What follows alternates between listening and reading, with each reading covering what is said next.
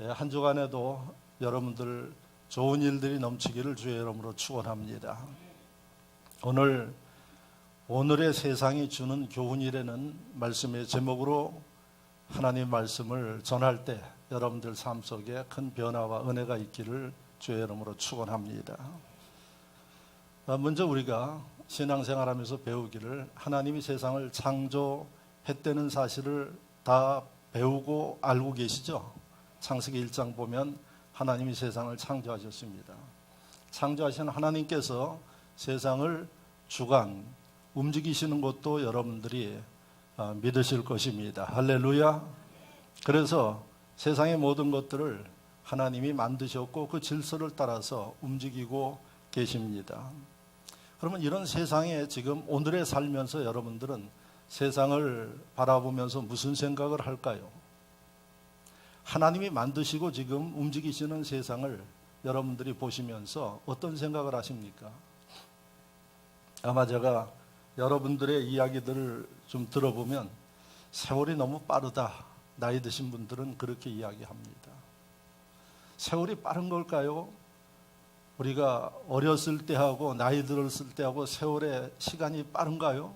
똑같습니다. 그런데 사람이 자기 상황에 따라서 느끼는 게 달라집니다. 그런데 나이가 들어가면 세월이 너무 빠르다 이렇게 이야기를 합니다. 시간을 보는 사람의 그 생각의 차이입니다. 그래서 어려서는 우리가 어떤 생각을 하는 거 아니에요? 야, 남은 시간이 참 많이 있다 이런 생각을 합니다. 나이 들어서는 남은 시간이 사실은 얼마 있는지 모르지만은 짧게 생각을 해가지고 지나온 날에 대해서 시간을 보는 눈이 달라집니다. 그러나 확실한 것은 하나님께서 만드신 세상의 시간은 똑같이 흐릅니다. 세월이 빠르다고 이야기하는 분들이 계시다는 겁니다. 세상에 너무 살기 힘들다 이런 분들도 있습니다. 그런데 여러분 창세기 말씀을 읽은 사람은 세상 사는 게 힘들어요. 죄로 인해서 타락한 이후에 에덴 동산에서 쫓겨난 이후에 하나님이 사람들에게 분명하게 이야기를 했습니다. 너는 땀 흘리고 수고해야 먹고 산다고 이야기를 했습니다. 이렇게 사는 게 이 땅에 죄를 짓고 사는 인생들이 힘들 수밖에 없어요. 그것을 여러분들이 힘들다고 생각하지 않고 인생이 이렇게 살아가는구나 생각하면은 그 가운데 그 사람은 감사하면서 살 수 있는 겁니다. 근데 예수 믿는 사람들도 힘들다는 얘기를 많이 합니다. 그때 여러분들이 창세기를 기억하십시오. 그렇게 살 수밖에 없는 게 이 땅에서의 우리의 삶입니다. 죄 때문에 그렇게 됐습니다. 그런데 힘들다고 이야기하시는 분들 계십니다. 세상이 점점점 험해진다 이야기를 합니다. 모두가 다 공감할 거예요. 아마 20년 전, 30년 전 대한민국의 상황하고 오늘의 상황을 보면 참 험한 일도 많이 일어나고 세상이 험하다 이렇게 이야기를 합니다. 마태복음 24장과 요한계시록을 읽어보면은 세상에 갈수록 더 험해질 겁니다. 왜? 마지막 때를 향해 갈수록 성경은 험해진다고 예언을 하고 있습니다. 그 마지막에는 계시록에 보면 아마겟돈 전쟁이라는 이 전쟁으로 인해서 세상이 이제 끝나는 이런 모습을 성경 속에 기록해 놨습니다. 그러니까 앞으로 여러분들 세상 살이가 점점 험할 수밖에 없는 가운데 살아간다. 하나님이 역사를 그렇게 주관하고 계십니다. 자, 그런데 저는 오늘 세상이 주는 교훈, 지금 세상 돌아가는 것을 보면서 하나님께서 믿는 사람들에게 어떤 교훈을 주시는가 이것을 말씀을 드리려고 합니다. 그러면 빠르게 변하는 세상에 살고 있다. 저는 이 부분을 여러분들한테 집어드리려고 합니다. 세상의 변화가 빠른 것을 느끼고 계시죠? 아주 자고 나면 세상이 달라진다는 이야기를 합니다. 그러면 세상이 이렇게 빠르게 변하는 세상 속에 그 세상을 하나님이 주관하시면 하나님 믿는 우리들에게 무엇을 가르치실까요? 빠르게 변하는 세상 속에 빠르게 변하면서 살아야 한다 하는 교훈을 우리에게 주고 있습니다. 그게 오늘 이 말씀의 핵심입니다. 자, 그러면 세상이 어느 정도로 빠르게 변하는가? 지금 우리가 살고 있는 이 세상을 무슨 시대라고 그러는 거 아니? 정보화 시대라고 이야기를 합니다. 그래서 단적으로 여러분들 한 15년 전만 해도 여러분들 핸드폰 그렇게 들고 다니는 사람들 많지 않았어요. 아마 제가 우리나라에 핸드폰 처음 들어왔을 때 홍콩을 갔더니 그 홍콩에서 무전기 같은 이런 핸드폰을 들고 다녀요. 그래서 저는 그게 무전기인 줄 알았어요. 보니까 우리나라에 이제 그 무전기 같은 핸드폰이 1세대 핸드폰이 들어왔어요. 그게 사실 얼마 안 됩니다. 근데 지금 애들까지 누구나 다 핸드폰 가지고 그 핸드폰을 가지고 이제 국제전화를 하고 그랬을 때 돈 내고 국제전화 하는 사람은 미련한 사람이에요. 다 공짜로 전화합니다, 지금. 그것도 얼굴 보면서 다 전화를 하고 있어요. 이거 한 20년 전만 해도 상상하지 못한 일입니다. 그런데 세상이 그렇게 바뀌었어요. 정보화 시대에 살고 있어요. 여러분들이 실생활을 이야기하면 은행에 한번 가면은 제가 이렇게 가보면은 그 텔러들, 그러니까 창구에 앞에 사람들이 많이 앉아 있어요. 거기 보면은 연세 드신 분들이 대부분이고 젊은 사람들은 별로 없는데 거기 그냥 표 받아가지고 줄 서 있어요. 근데 자동화 기기를 이용하는 사람들은 사실은 현금 출납기에 가서 다 입금하고 출금하고 다 하죠. 여러분들 가운데서도 아마 그거 사용하지 못하는 사람도 있을 겁니다. 공과금 그냥 자동화 기기에서 다 주고받고 다 합니다. 요즘엔 동전은 그 텔러들이 그러니까 은행 창구에 있는 직원들이 받지 않고 거기 와서 다 처리하라고 이야기해요. 동전 받아주지도 않습니다. 근데 그걸 더 넘어서 요즘에 어떻게 하는 거 아니? 자기 컴퓨터, 책상에 있는 컴퓨터를 가지고 다 돈 보내고 받고 그 다음에 세금도 다 내고 이런 상태입니다. 예, 굳이 은행 갈 필요가 없어요. 통장만 한 번씩 찍어보고 바꿀 때 가보는 시대에 살고 있어요. 참 편한 시대에 살고 있죠? 그건 느끼시죠? 근데 아멘 안 하시는 분들은 못 하는 거예요, 이게. 그러니까 뭔 얘기든 모르고 불편한 거예요, 이게. 그러면 할 수 없이 다 시간 내서 창구에서 기다리고 앉아서 그 다음에 막 성질을 내요. 예? 왜 이렇게 늦느냐고 성질을 내고 성질 낼 이유가 하나도 없어. 그거. 자기가 시대에 뒤처져서 못하기 때문에 그래요. 거기 가서 성질 낼 거면 컴퓨터 배워가지고 컴퓨터에서 다 돈 보내면 그거 아주 쉽습니다. 이런 정보화 시대에 사는데 이 변화가 엄청나게 빠릅니다.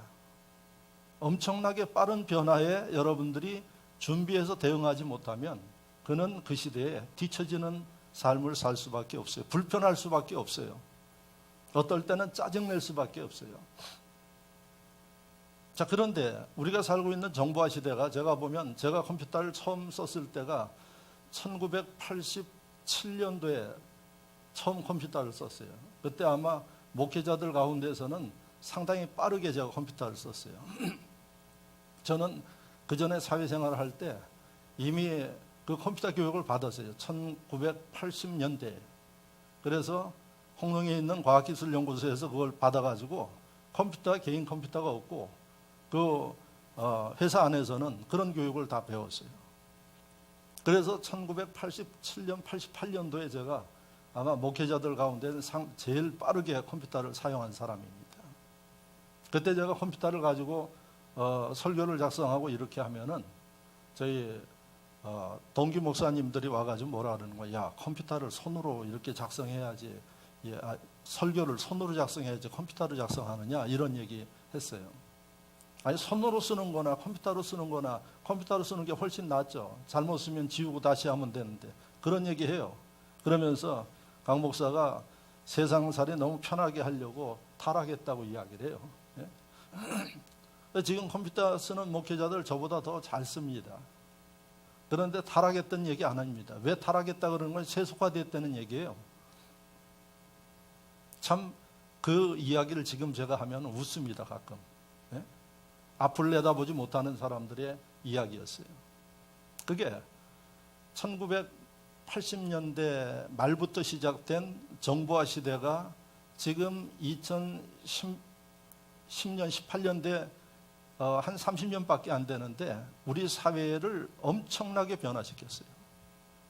그 바람에 어떤 일이 벌어졌는가 하니 옛날에는 은행원들이 많았어요. 더 많았어요.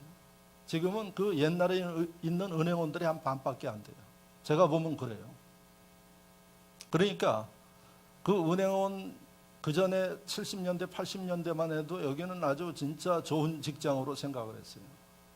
그런데 이런 정보화 시대가 되니까 은행원들 막 줄줄이 퇴직시켰어요. 그게 명퇴라 그래요. 그래서 설마 그런 세상이 올 것은 생각은 못했는데 세상이 빠르게 바뀌다 보니까 있던 자리도 밀려나야지 되는 이런 일들을 당했어요. 그런데 지금 2018년대인 이 시점에 우리 사회가 또 바뀌고 있어요. 그 바뀌는 사회를 여러분들이 느끼고 있느냐 하는 얘기입니다. 어떻게 바뀌느냐? 바뀌는 이 사회가 지금 제4차 산업시대로 바뀌고 있어요. 이미 2015년도부터 이러한 이야기들이 나오고 글들이 나오고 직접 느끼고 있어요. 그래서 제4차 산업시대로 바뀌고 있어요. 그럼 제4차 산업이 어떤 사회인데 만약에 그것에 대해서 여러분들이 모르고 변화하지 못하면 은행원들이 자리를 잃고 명퇴를 했듯이 그런 일들이 여러분들에게 일어날 것입니다. 제4차 산업은 우리가 한마디로 표현하면 인공지능의 시대라고 이야기를 합니다. 인공지능의 시대. 인공지능의 시대는 뭐냐? 이제 컴퓨터가 사람 머리를 대신할 정도의 고성능의 컴퓨터들이 나와가지고 사람이 뭐 고민하지 않아도 알아서 처리합니다. 그래서 제일 먼저 지금 적용되는 게 무인 자동차예요. 무인 자동차.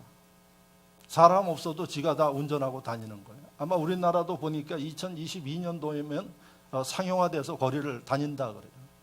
지금 시험에서 운전하고 있어요. 그래서 그걸 우리가 제4차 산업, 인공지능의 시대라고 이야기를 합니다. 공장에서는 사람들이 없어도 로봇팔이 다 합니다.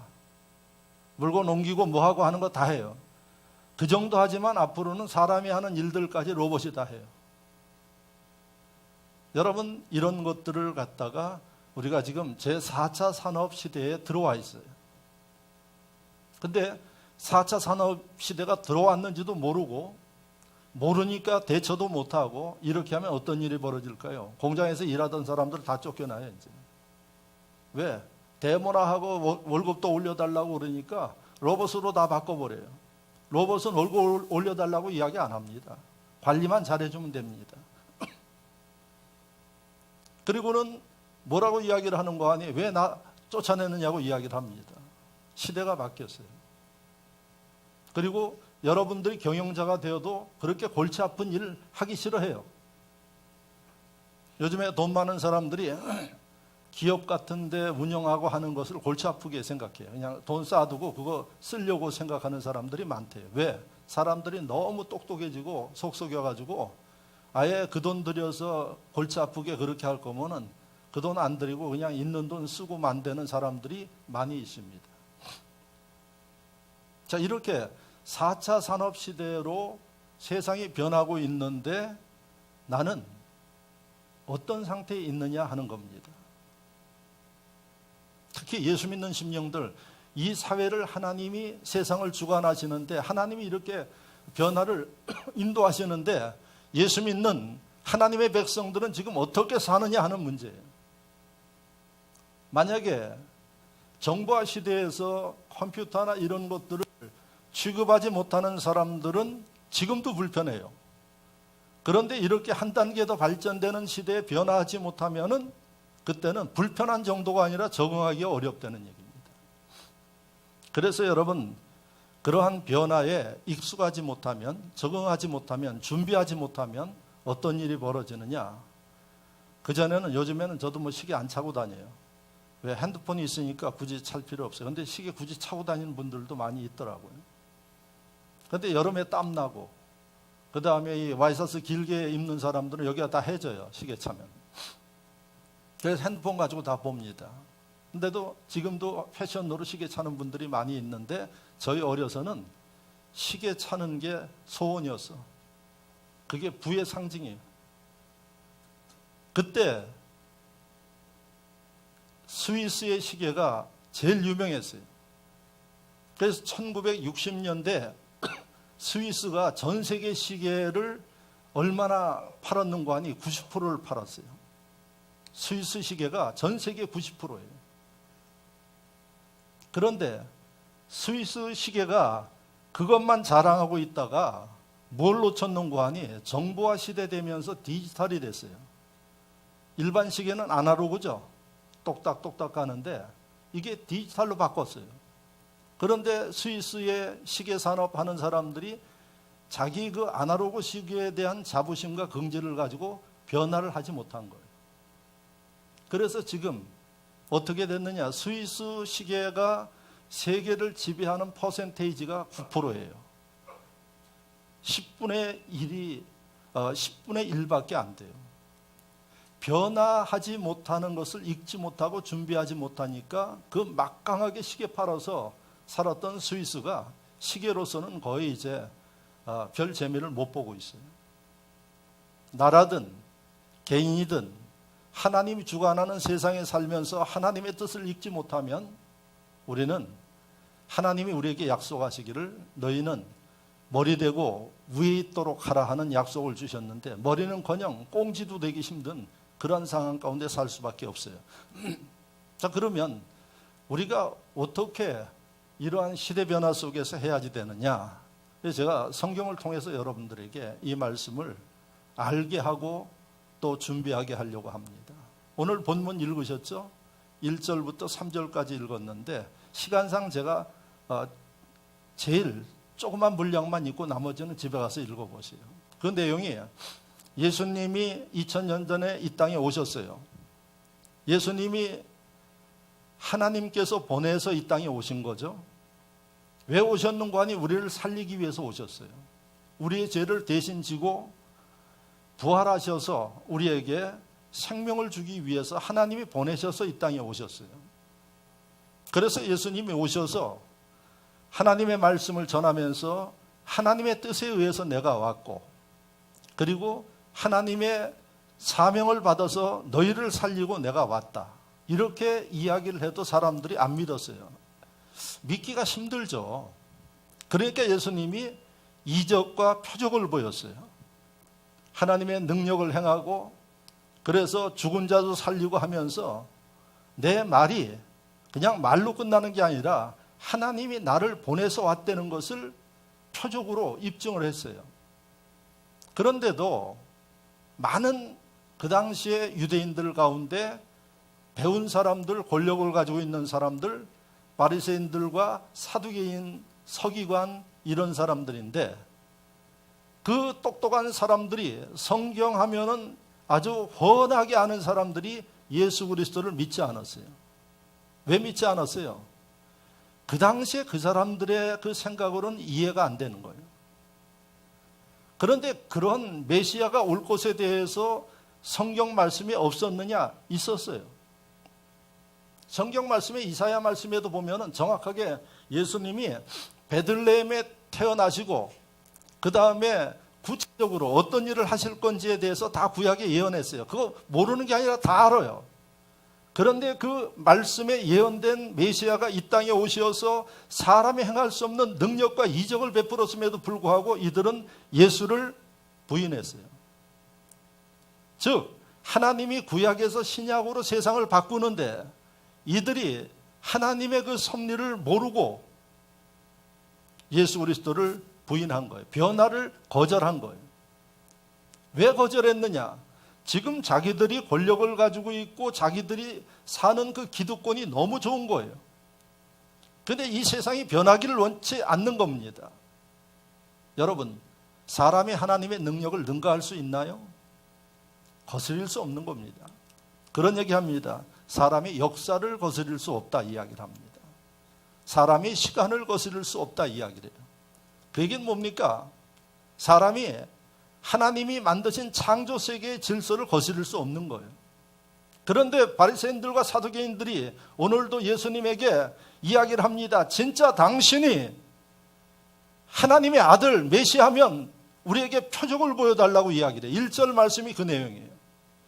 그렇게 예수님이 뭐라고 말씀하시는 거 아니?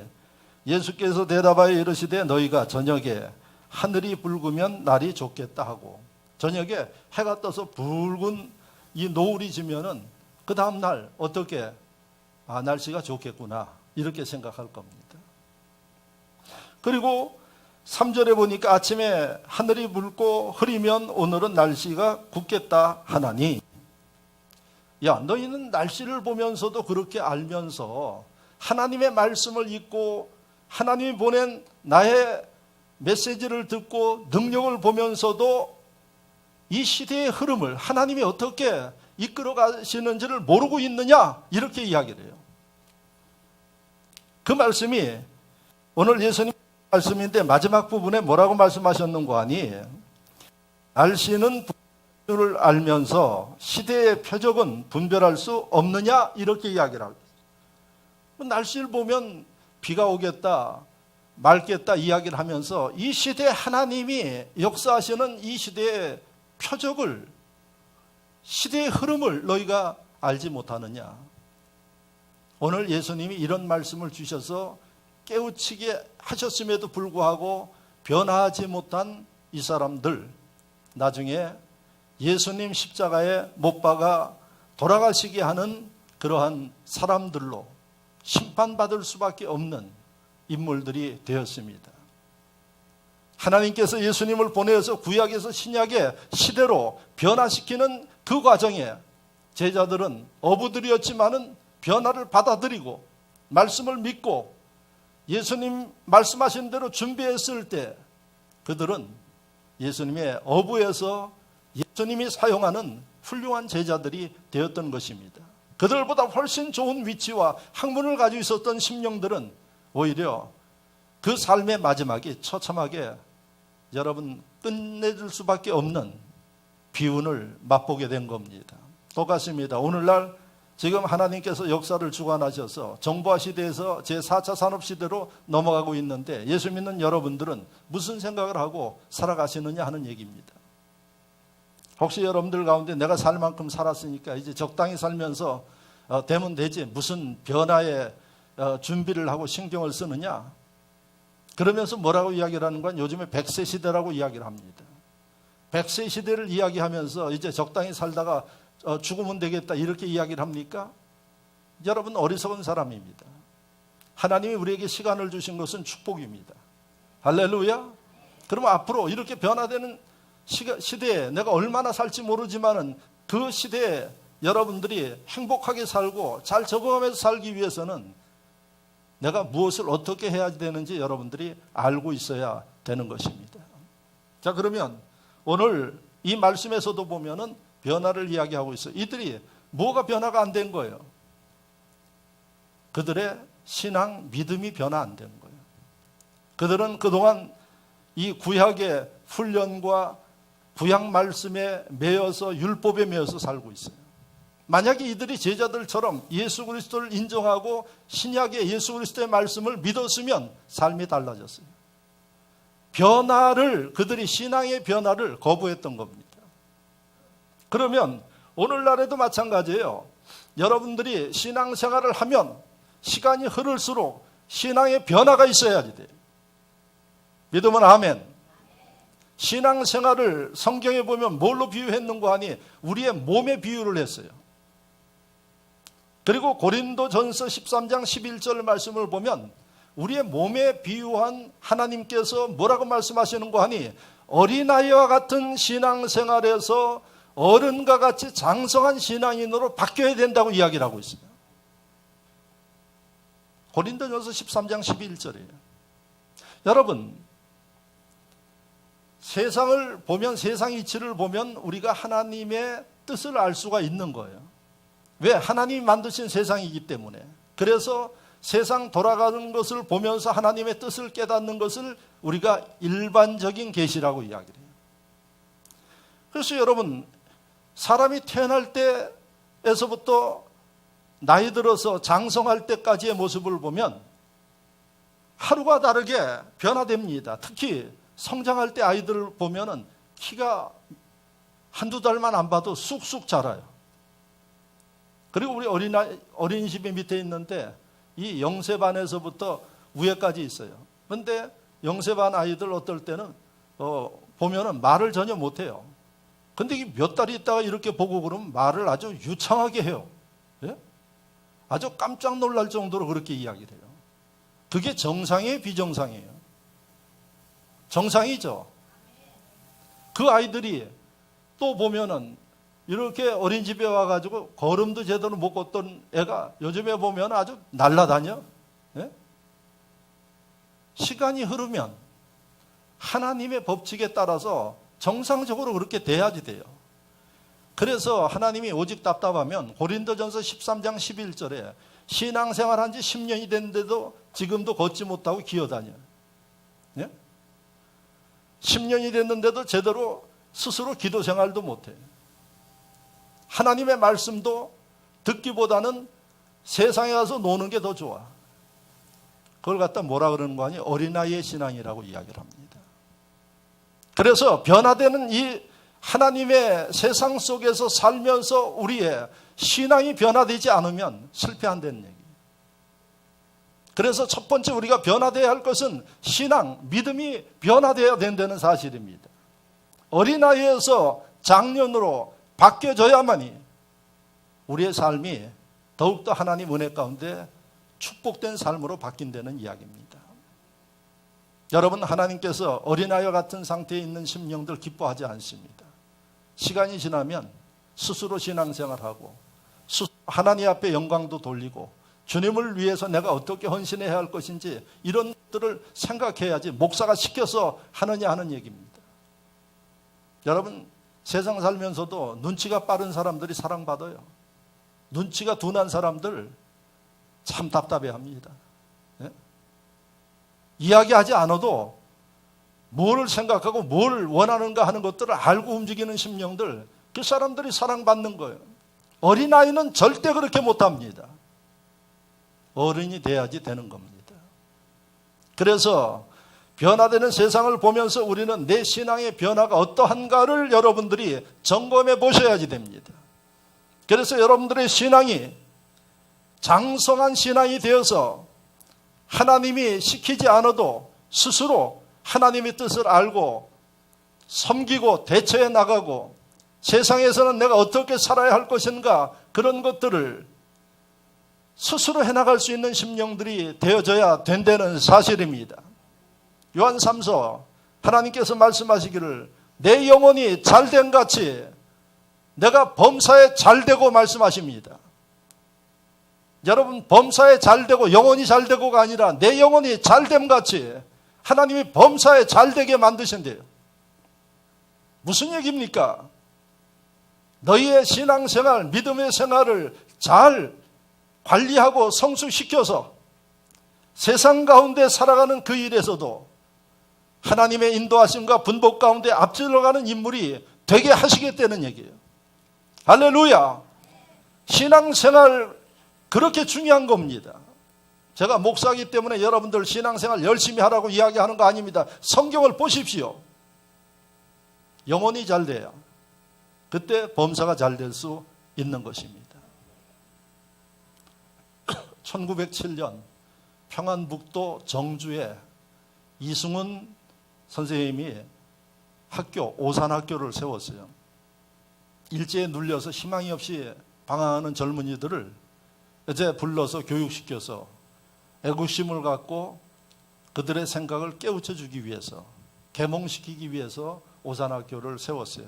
그 오산학교에서 우리나라에 훌륭한 지도자들이 많이 나왔어요. 그때 조만식 선생님이 교장을 하셨는데 한 학생이 얼마나 그 말썽을 피우는지, 그 크리스찬들이 모여서 세운 거니까 신앙생활 가르치고 그 다음에 서양 학문들을 가르치는데 신앙생활도 제대로 안 하고 학교에서 늘 말썽만 일으키는 이런 일을 해서 그 선생님들이 하다 안 돼가지고 교장 선생님, 교회 장로님이시고 훌륭하신 분이니까 장로님이 좀 선생님, 교장 선생님이 좀 해결해 보십시오 하고 해서 조만식 선생님이 받아가지고 면담을 했더니 이게 도통 말을 안 듣는데, 그래서 그 훌륭한 조만식 선생도 얘는 도저히 안 되겠다, 얘로 인해서 학교 분위기가 흐려질 것 같으니까 퇴학을 시켜야겠다 이렇게 생각을 하고 마지막에 퇴학시키기 위해서 부르기 전에 기도를 하고 그 학생을 불렀대요. 부르고 지금까지 별 얘기를 다 해도 안 들으니까 마지막에 이 간절한 마음으로 기도 한번 해주고 그리고 퇴학을 통보해야겠다 이렇게 생각을 하고 그 학생 손을 잡고 장로님이 기도했대요. 근데 기도하는데 그 아이의 앞날을 생각하면 얼마나 불쌍한지 그 불쌍한 마음 때문에 눈물을 흘리면서 기도를 했다는 거예요. 그래서 장로님의 그 눈물이 아이의 손에 떨어지는데 이 아이가 그 기도를 다 받더래요. 다른 때 같았으면 그냥 기도 받다가도 뛰쳐나가고 그러는데 기도를 받더니 기도 끝나고 나니까 장로님한테 그 교장 선생님한테 그렇게 이야기하더래요. 잘못했습니다. 이제부터는 열심히 선생님들 가르침을 따라 하겠습니다. 신앙생활도 잘하겠습니다. 그렇게 한 시간에 기도받고 사람이 변화됐다는 거예요. 그래서 진짜 그 학교에서 아주 훌륭하게 공부도 하고 선교사들이 많이 있었는데 선교사들에게도 이 학생이 사랑을 받게 된 거예요. 그래서 선교사들의 추천과 도움으로 인해서 미국 예일 대학에서 장학금, 올 스칼라십, 생활비까지 주는 그걸 받아가지고 예일 대학에 갔어요. 그래서 예일 대학에서 박사학위를 받아가지고 우리나라에 들어와서 연세대 초대 총장이 되셨어요. 그분이 백낙준 박사예요. 연세대학 도서관 들어가는데 우측에 가면은 그분 동상이 거기 세워져 있어요. 여러분, 만약에 그 당시에 그 교장 선생님의 간곡한 기도와 눈물 어린 기도를 듣고 변화하지 못했다 그러면 그의 삶은 어떻게 됐을까요? 뭐 보나만 합니다. 그런데 하나님의 도우심 가운데 마음의 문을 열고 그가 변화가 되니까 인생이 바뀌었습니다. 신앙생활은 여러분들에게 이렇게 중요합니다. 왜? 하나님이 간섭하는 일이기 때문에 그래요. 오늘날 교회 안에 많은 사람들이 신앙생활의 이러한 능력, 중요성을 모르고 그냥 습관적으로 다니는 심령들이 많습니다. 우리의 신앙은 변화돼야 됩니다. 할렐루야. 내 신앙은 지금 어떤 상태에 있는가를 점검해 보시기를 바랍니다. 어른스러운 신앙으로 반드시 바뀌어야 하나님이 변화되는 시대에 여러분들을 쓰시고 축복하십니다. 두 번째, 우리는 뭐가 바뀌어야 할까요? 신앙이 바뀌면 반드시 생각이 바뀌게 돼 있어요. 생각이 변화돼야 되는 것입니다. 여러분, 고린도전서의 말씀을 보면 우리의 크리스찬들의 생각에 대해서 이야기를 하고 있어요. 두 가지 생각이에요. 육의 생각과 영의 생각이 있어요. 그런데 어린아이들은 무슨 생각을 가지고 있는 거 아니? 육의 생각을 가지고 있어요. 육의 생각은 당장 눈에 보이는 것만 생각해요. 자기의 이해 타산만 생각해요. 그런데 영의 생각은 장성한 어른들의 생각인데 영의 생각은 당장 눈에 보이는 것만 생각하는 게 아니라 보이지 않는 영적 세계의 일들까지 생각해요. 그래서 하나님의 일을 생각하고 내가 지금 현실적으로 많은 문제가 있지만은 여기에 매이는 게 아니라 하나님께서 원하시는 게 뭔지 하나님의 생각을 한다는 거예요.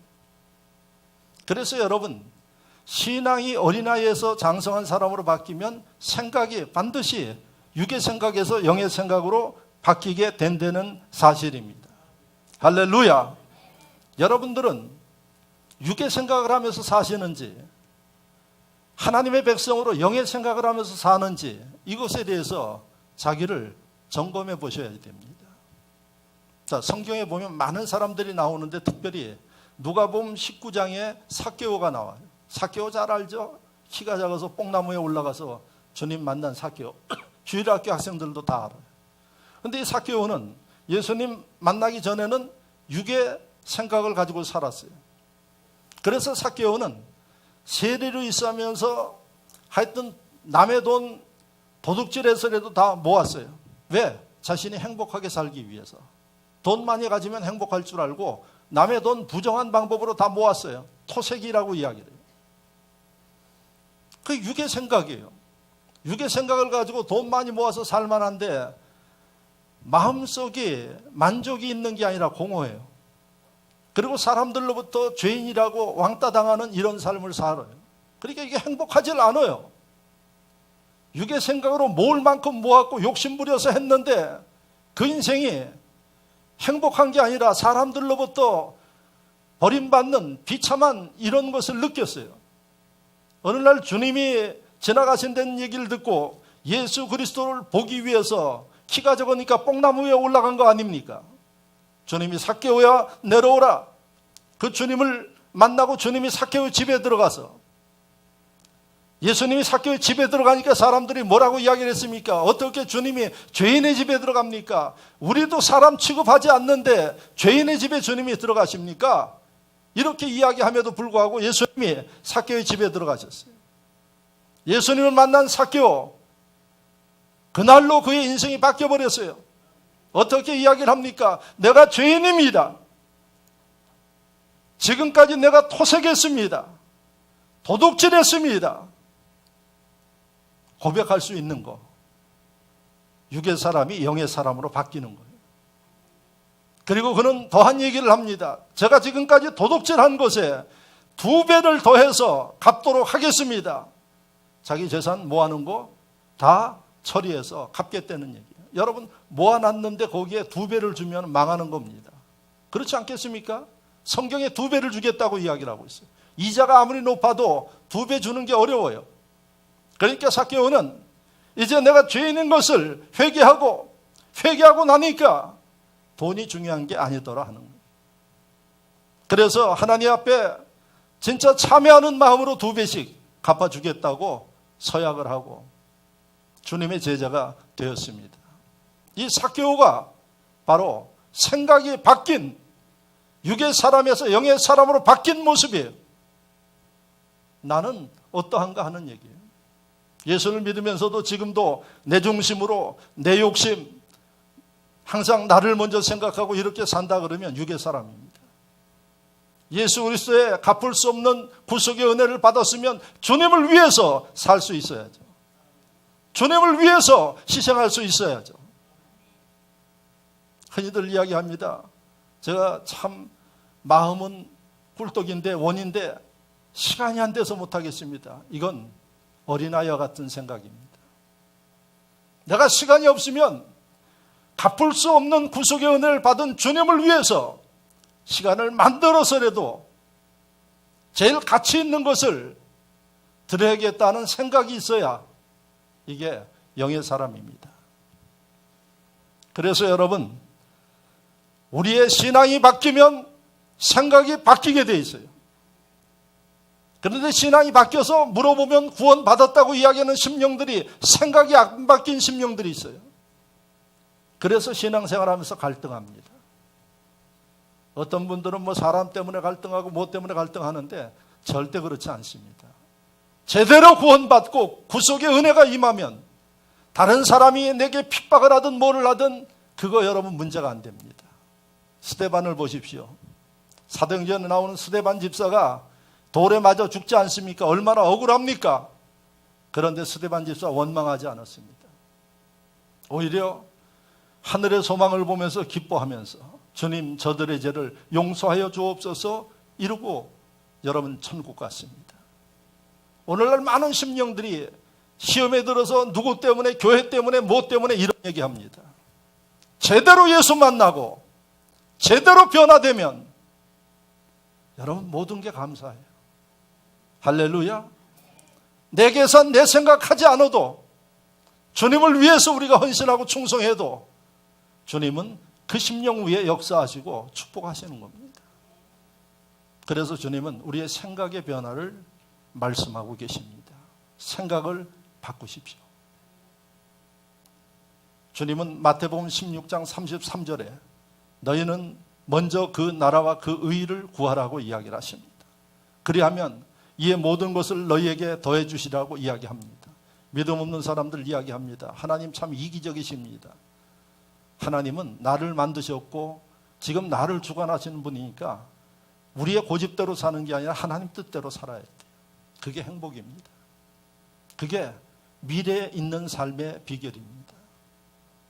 육의 생각을 다 내려놓으시고 영의 생각, 하나님이 원하시는 대로 살아보십시오. 여러분들 마음속에 평강이 있고 소망이 있고 하나님의 축복하심이 임할 줄로 믿습니다. 마지막에는 삶의 변화가 있어야 돼요.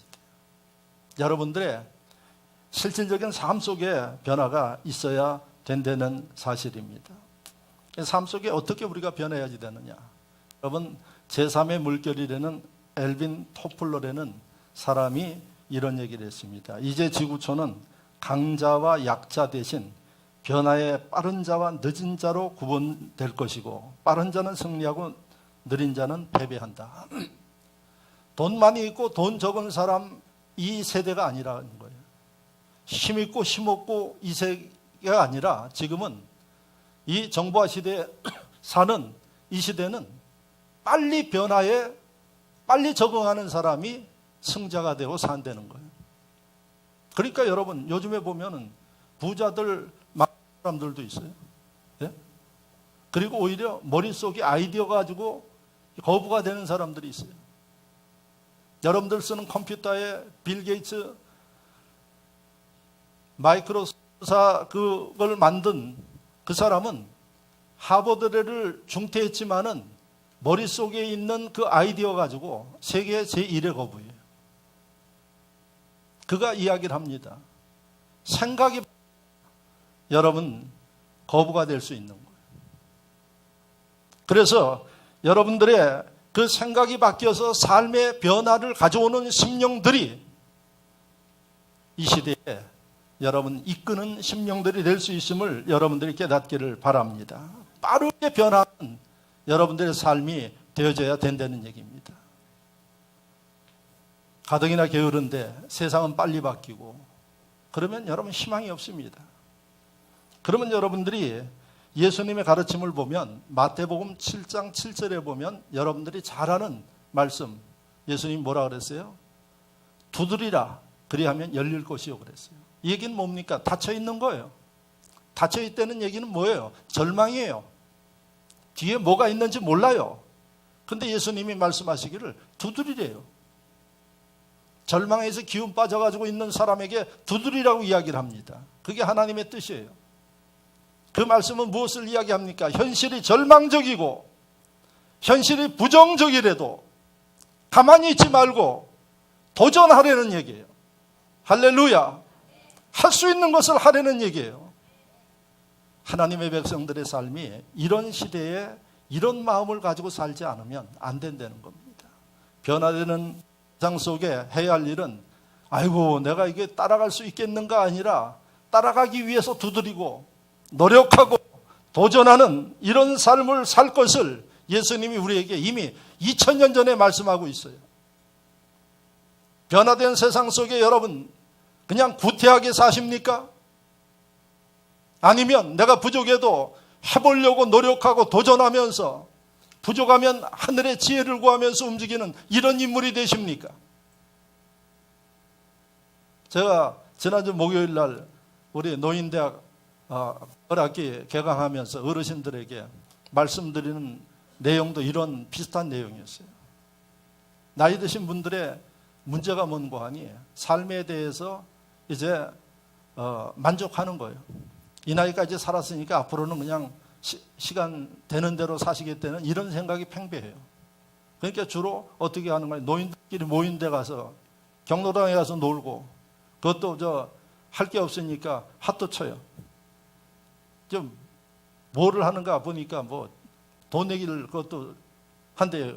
그래서 돈 내기 하지 않으면 재미가 없어서 그거 하면서 그걸 갖다 뭐라고 이야기하는 거니? 시간 죽이는 일이에요. 하나님, 여러분 어르신들에게도 주어진 시간 왜 주셔? 좀 내가 원하는 일들을 행복하게 살다가 오라고 주셨는데 앉아서 시간만 죽이고 앉아있어요. 그래서 제가 어르신들에게 이야기를 했어요. 이 나이가 돼가지고 뭘 할 수 있겠는가? 절대 이런 얘기 하지 말라고 그랬어요. 하나님이 나를 살려주시는 것은 할 수 있는 일이 있어서 살려주신 거예요. 그러면 그 시간을 어떻게 써요? 두드려야죠. 내 인생에 지금 할 일이 뭔가 하나님 기도로 두드려야죠. 지혜를 주세요. 하나님 내가 할 일 좀 주십시오. 예수님이 약속했기 때문에 열어주십니다.